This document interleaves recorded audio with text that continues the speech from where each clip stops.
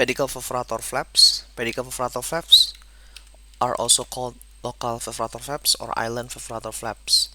It combines the advantages of pedicle local flaps, good color and textures match, liquid-like reconstruction. Pedicle regional flaps up to 180-degree arch of rotation. Pedicle distant flap, vascular reliable and larger size and without microsurgical vascular anastomosis. For most small to medium-sized defects, pedicle perforator flap allows linear closure of the donor site. Theoretically, a flap can be designed and harvested based on any dominant and clinically relevant perforator. With over 300 perforators in the body, a large number of flaps can be theoretically harvested when an appropriate perforator is selected. The principle of freestyle local perforator flaps can be used and applied to harvest pedicle perforator flaps for reconstruction of various head and neck, trunk, and extremity defects. First of all, the perforators in the vicinity of the defect were localized by non-invasive methods, for example Doppler, duplex angiography or CTA. Then the flap can be designed and elevated. There are two types perforator pedicle island flaps, VY advancement flaps, and propeller flaps. The distally pedicle version of perforator flaps is very useful for limb reparative and reconstructive surgery, especially for the distal extremities such as wrist, hand, and foot ankle region, which is the focus topic in this book. Selection of flap movement fashion. The most important factor to determine flap movement advancement versus propeller is the distance between the emerging point of the perforator and the proximal margin of the defect perforator defect distance.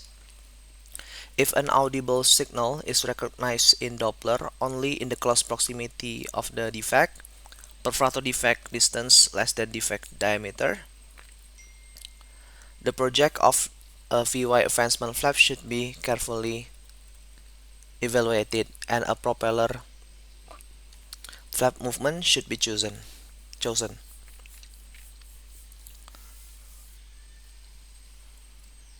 On the other hand, if the perforators are detected at an intermediate distance from the defect, perforator defect distance more than equal defect diameter, the application of the VY advancement model is recommended. Generally speaking, VY advancement moves shorter distance than propeller rotation. VY advancement is more suitable for head, neck, and trunk region and more suitable for myocutaneous perforators. Propeller movement is more suitable for limbs and subcutaneous perforators. Propeller flaps, arterial perfusion direction, red arrow, venous drainage direction, blue arrow. Comparison of perforator pedicle VY advancement flaps and propeller flaps. Pedicle movement, VY advancement flap, propeller flaps, advancement, rotational. Range of motion, movement, small medium, propeller flap wide, flap size, small medium, medium large, number of perforators multiple, propeller flaps single. Possibility of converting to conventional plan B flap always maintained, often maintained. Vascular safety high but unpredictable. Donor site primary closure, skin graft for large defects. Perforator pedicle VY advancement flaps. The perforator base version of the VY flap, being based on a fully dissected and isolated perforator, has a range of movement that is considerably wider than a classic VY flap. Its advantages are simplicity, speed of harvesting, and donor site closure. Its drawbacks are limited movement, limited size, and transfer over the defect of the skin lying in the close proximity to the wound. A VY advancement flap is indicated for small, non-complicated wounds when a good perforator can be isolated. The amount of tissue that can be transferred to cover the defect is limited by the perforator caliber and the amount of advancement by the perforator length. The skeletonized perforator is very sensitive to stretching and shearing, and it must not be pulled too much. The flap must be accurately planned before the skin is incised circumferentially. To avoid wound dehiscence, it must reach the recipient site without any tension. In contrast, the donor site appearance is excellent, and after a few weeks, the scars may be almost invisible. The mobility of donor site is minimal. Flap design and dimension. The length of the flap is planned to be 1.5 to 2 times the diameter of the defect in the direction of the advancement, while the width is slightly larger than the width of the defect. These suggestions about length to width ratio reflect the geometrical constitution of the VY advancement model. Adherence to these general rules rather than to classic length to width ratio is considered clinically safe and recommended in practice, as it is with ease for wound closure after the skin island advancement. The perforator VY advancement flaps are ideally centered on the axial perforator vessel and do not act as random pattern flaps. Exploratory incision and pedicle dissection. Flaps are harvested with the aid of 2.5 times loop magnification. The exploratory incision is carried down to the deep fascia. On the extremities, a subfascial approach is preferred to expose and dissect the perforators. Once all the perforators have been identified, their position in the flap, their caliber, their pulsatility, and the presence of adequate vena comitantes are evaluated. The perforators chosen to obtain an advancement movement are carefully dissected for 2 to 3 cm by gently teasing the muscular fibers. Perforators are irrigated intermittently with 2% lidocaine solution during flap dissection. Extensive intramuscular dissection is not mandatory and is recommended only when the pedicle elongation is needed to improve flap advancement.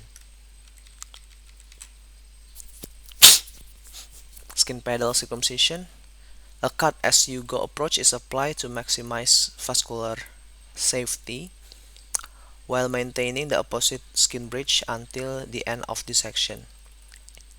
If the presence of and good quality perforator vessels have been confirmed, the skin pedal is redrawn according to the intraoperative findings and circumcised. If the flap reaches the defect without tension, all the dissected perforators are preserved, assuming that flaps based on more than one perforator could show a reduced incidence of vascular complications. The only limitation to the number of perforators to be included is the degree of flap advancement. In case of restricted movement, applying microclamps on minor perforators allow the surgeon to assess the dominance of the main perforator. After this surgical maneuver, if the flap perfusion is confirmed, minor perforators are sacrificed to obtain further advancement. In contrast, if the perforators are found to be of small diameter or of weak pulsatility at the end of dissection, a skin bridge is maintained on the other side to convert the flap to a perforator plus model, which provides, despite of more difficult insetting, additional blood supply and improved venous outflow. Factors influencing flap advancement. Flap advancement is influenced by several factors. 1. Position of the skin island to the skin tension line. 2. Anatomical features of the perforator vessels.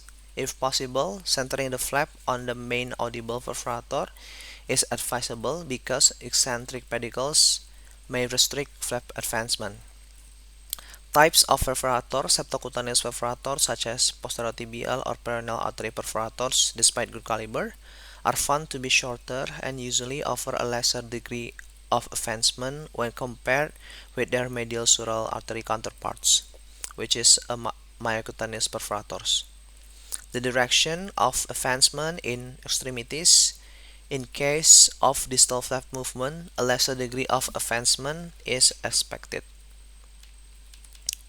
Flap advancement. Preoperative investigation, Doppler investigation is performed to determine the entry point of the perforator. The incision was carried out according to the margin of the outline flap. The flap is rotated to cover the defect.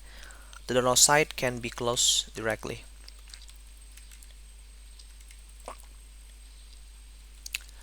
Perforator pedicle propeller flaps. The peculiarity of the propeller flap is that its two blades are used to cover both the defect and partially or totally the donor side. These flaps may be raised as very long flaps, not being limited by the rules of length to width ratios. A propeller flap can be long and narrow, but because the position of the pedicle is in the vicinity of the center of the flap, the actual dimension of the flap nourished by the perforating pedicle are two flaps of approximately half the length of the total skin island, the two blades of the propeller. Flap design, the first thing to do is using a handheld Doppler ultrasound scanner to locate the most promising perforator artery around the defect. Then a professional flap design can be drawn. 1. The distance between the perforator and distal edge of the defect is measured. This value is then transposed proximally, again measured from the perforator. A 1 to 2 cm is added. This forms the proximal limit of the flap. The width of the flap needed to cover the defect is determined. The width of the defect is measured. This value is then used to determine the proximal flap width, adding to 0.5 to 1 cm to allow for tissue contraction and to facilitate easy closure without tension. The elliptical skin island is designed so that the distance between the perforator and the distal portion of the flap is slightly longer than the distance between the perforator and the furthest part of the wound to prevent any risk of closing tension. It is important that the lateral dimensions of the flap at the point where the perforator pedicle enters the flap is equidistant in order that when the flap is eventually rotated around to fill the defect, there is no excessive sideway tension on the perforator during closure. Raising the flap and perforator dissection, a tourniquet is used and the leg is exsanguinated by elevation and compression of the popliteal artery for 1 minute. This allows emptying of most of the blood from the leg but retains enough in the perforator vessels to allow for easier identification during exploration. The perforator vessels are located through an exploratory initial incision. It is important for safety and easier assessment to make this incision long enough. The approach to the pedicle could be supraphacial or subphacial, with the latter being generally easier and less bloody. Unless you are already very experienced with raising perforator flaps, the subphacial approach is probably also safer, as it is the surgical plan for flap elevation and allows easier visualization of the pedicle. With this initial incision, the number of potentially useful perforator can be found. A visual assessment of the perforator is then made to choose the best pedicle for the flap. This is based on its position, size, and whether there is any potential injury to the pedicle. In general, it would be wise to avoid a perforator that is within 1 to 2 cm from the wound, especially chronic wound, unless there are no suitable one available. On the other hand, it is best not to choose a perforator too far away from the defect, as this would make the flap unnecessarily long. When the incision is made, the perforator that is finally chosen for the flap may not necessarily be the one located preoperatively on Doppler ultrasound and on which the initial flap design of the flap is based. That is not a problem because the planning and raising of the flap should all allow for flexibility of redesigning and adjustment of its dimension. With this approach, once you have decided that the pedicle chosen is the best in terms of its location, size, and suitability to sustain the flap. The design of the flap should be rechecked and if necessary adjusted. In particular, one should ensure that the proximal edge of the flap, when it is finally rotated into position, is capable of reaching and distal margin of the defect comfortably and will not place the pedicle under any tension. Once that critical decision has been made about the perforator, careful dissection around the pedicle is taken. The pedicle should be cleared of all muscular side branches for at least 2 cm. If possible, try to clean the pedicle from its vessel of origin to the point where the pedicle penetrates the deep fascia of the flap. There should be a meticulous division of all the fascial strands that could potentially cause a vascular embarrassment through kinking of the vessels.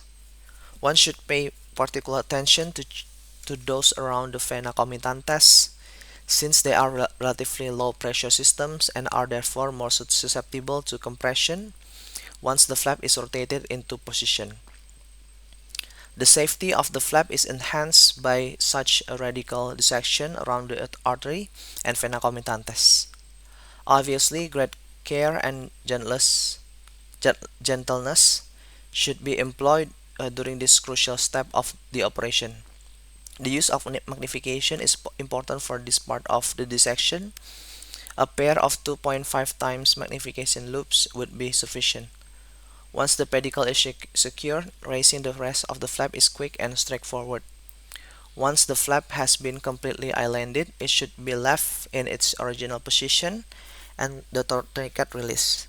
It is important to allow it to perfuse and to allow the spasm of the vessels to relax in its original position for 10 to 15 minutes before the flap is rotated into the defect. Topical vasodilators such as Bavarin or Verapamil can be instilled around the pedicle at this point. Schematic drawing of a perforator propeller flap. Sural nerve, deep fascia, lesser saphenous vein, accompanying vessel. Propeller flap design A more than B plus C. Rotation and insetting of the flap. Once the flap perfusion is satisfactory, it is ready to be rotated into the defect. The flap is carefully lifted from the wound bed, attached only by its pedicle, and rotated around this pedicle into the defect. The direction of the rotation depends on the angle between the proximal long axis of the flap and the defect. This angle can be 90 to 180 degree. It is not necessary to rotate it beyond 100 degree because one can simply rotate the flap in the other direction. One may turn the flap into the defect clockwise and look closely at the pedicle. Focus on how comfortably the vena comitatus are positioned, looking in particular for any signs of kinking by any residual fascial strands which may need further division. And then turn the flap counterclockwise and do the same examination of the pedicle. Once decided which rotational direction is the most comfortable, secure the flap into position with the first two skin sutures placed on either side of the axis of the pedicle. These two sutures should be carefully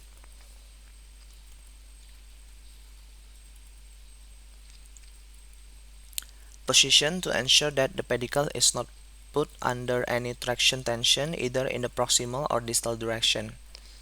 If a suction drain is used, it is important to place it carefully under the flap and secure well away from pedicle. Thereafter, the rest of the flap inset and wound closure should be straightforward. Thoracoid closure, if the donor defect can be closed without extensive tension, that simplifies the final stages of the operation and produces the best aesthetic result. One should, however, not be tempted to close the secondary defect of the wound so tightly, as such could risk the blood supply of the flap or causes swelling on the distal leg from tourniquet effect. In that situation, a skin graft is preferable. Which is better, perforator versus perforator plus pedicle? How to choose a pedicle in clinical practice? It depends on two factors: the finding of preoperative probing and the real intraoperative observation. If a nice perforator is identified, caliber, length, perpendicular, good venous concomitants, we recommend microsurgical intraseptal dissection to skeletonize and complete free the perforator. It is a pure perforator pedicle flap. If the perforator is not ideal, keep the septum and quadrant adipofacial to protect the vessel and provide more venous drainage route. It is a perforator plus pedicle flap. True perforator propeller flap, flap design, flap elevation, flap inset. Perforator plus pedicle propeller, flap elevation, flap inset.